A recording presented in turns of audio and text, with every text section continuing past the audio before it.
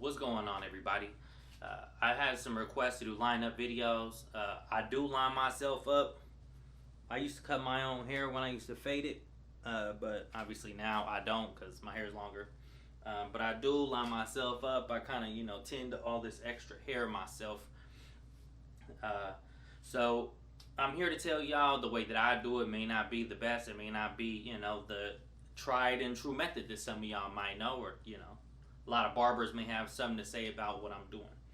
So, a few reasons that you might want to do your own lineup or cut your own hair is because, one, regardless of wherever your barber's at, they could be out of town, they could be doing whatever it is they're doing, they got family stuff, you'll always be fresh, no matter what. Be right at home, hit it up real quick, get in the shower, and you're gone, and you're fresh all the time. Just like you hit your own beard up or your own mustache if you can grow one. You do it all the time by yourself. One of the most important things is the beard trimmer, because what are you going to do if you can't cut the hair? So, this isn't sponsored. It's just the one that I found. It was the one that was there. That's why I picked it. Next, you'll need a mirror. You'll definitely need a mirror. It's not as clean. For the crisp lineup, you're gonna need a razor, right? And not just any razor. You gotta get one that you have the one blade back there. You need the one blade in the back, or else it's gonna be kind of hard for you. And the reason why you need the one blade, so you can, make sure that the edges are nice, crisp, and straight. For those with long hair, you're gonna need some sort of comb, brush, whatever it is that you use in order to do what you have to do. So I gotta comb all this out first because I gotta hit the shower right after. So, alright, so I'm back. Now that that's good, time to hit this thing up. The next thing you have to do is make sure that all the toothbrushes are away from the hair. You have to make sure the place is clean. You don't want to be the dirty person. Right? You want to make the least amount of cleanup as you can, just so it doesn't take you all day and you don't get burnt out. Okay? So, anyway, let's get right down to business. Let's get down to business. I like to do the sides first. Around the ear. Just because I don't want to forget it. It is a small detail, easy to forget. Alright, next, depending on how skilled you are, or if you want to try it, you can either try to fade it in, or just kind of, I'm used to it already, so I can keep my hand at about an even angle throughout. I try to use guides like my fingers, or try to keep my arms stiff and only move up my shoulder or something like that, or like at my elbow, just so it's always ready, right? Sometimes I like to hinge my wrists just to be able to, if you want to taper it, that's something you could try to do, but like I said, it takes a steady hand and a keen eye. You want to make sure you kind of press down a little bit on the heel, I guess, I don't know if that's what it's called, of it, just to be able to kind of keep a consistency without having to cut more than what you need. Because kind of like carpentry, you can always cut down. You can never put back. To some people, it's a little bit harder to do it on the left side or the right side, depending on what dominant hand you are. I like to tilt my head just so you can see if any strays are there. Just be very careful around your line, especially with long hair. It took a long time to get there. You don't want to have to either cut it off or try to regrow it. Another thing, you be careful around the actual line part, because if you're not, then it's either going to be lopsided or it's going to be too short. You don't want it too short, because then it's going to look like you're balding or something. You don't want that. You want it to look fresh. You don't want it to look bold. You have to keep your hand at that angle with a few different passes, because you're not gonna cut it all even the first time. So I like to do things like this, like look a little, hit it up a couple times, just run it over a little. And I'm not pulling super tight on my hair because I don't want it to pull back.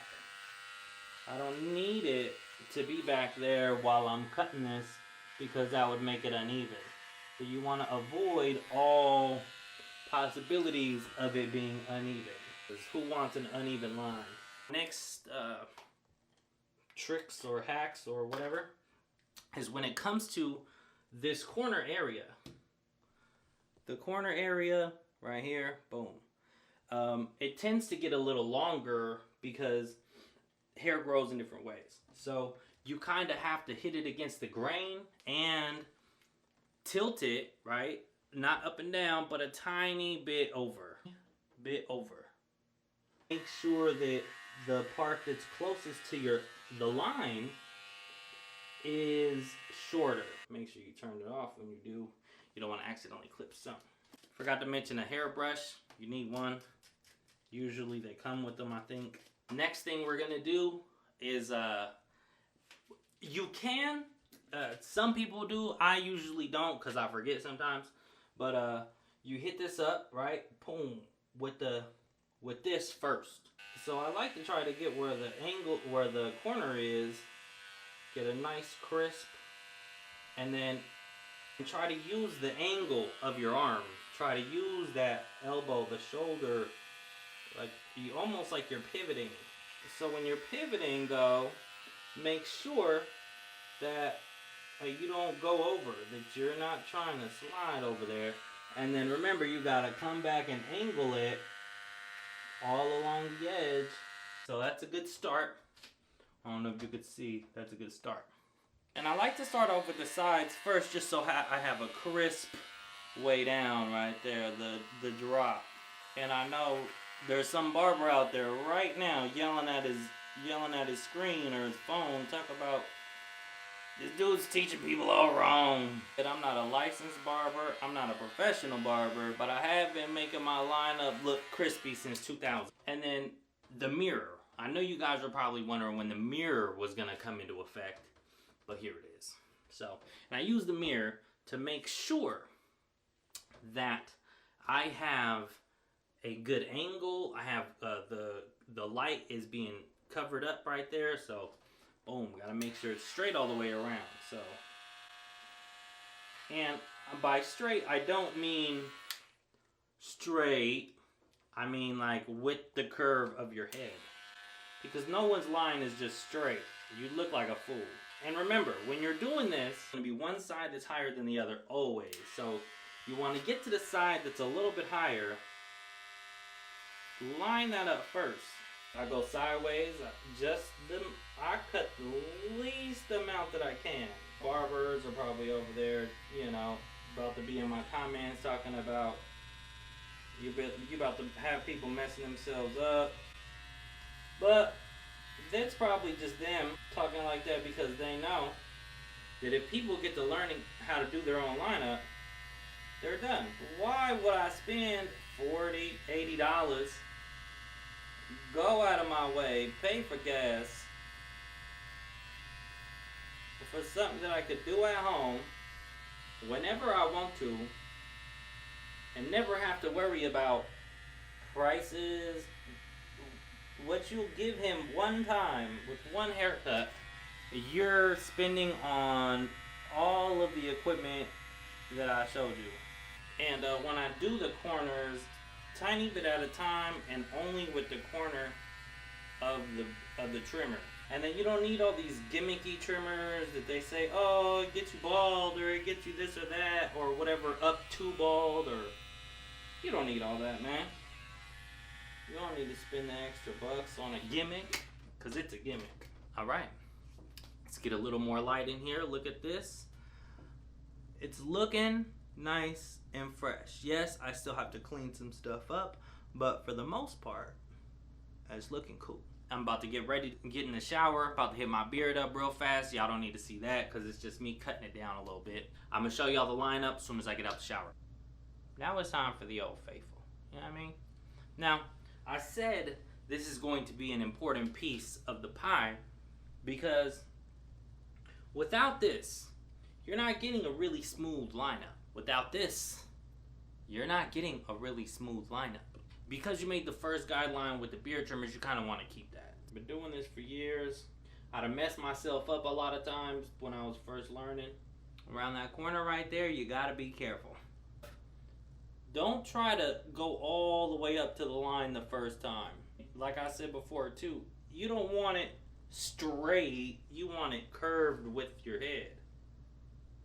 You want it to look natural. You don't want it to look like it's tattooed on or, you know, these enhancements. Boom. Now, sometimes you're not going to be able to get super straight, and you're going to mess up sometimes. If you mess up, you have the decision of, do I want to try to fix it or do I want to leave it? Because if you want to try to fix it, you're risking pushing it back. Okay, we're done with that. So everybody usually has their own way to do the sideburns and stuff. I'm gonna take pictures after, and I'm gonna kind of post them probably before. You know what I mean? That type of stuff. Now, after a while, you can do this. You can kind of get the motion, and through a couple of mess ups and mishaps, you'll figure out exactly how your shoulder moves or how exactly you can pivot and keep it even. And you can go a little at a time. You can try the one swipe depending on, like I said, how experienced you are, because if you do it wrong, you're gonna be upset. One of the ways you can fix it, I guess, if you do go too far, is use, like, you can make your sideburn a little smaller. And there it is there, y'all. I gotta hit up my face first.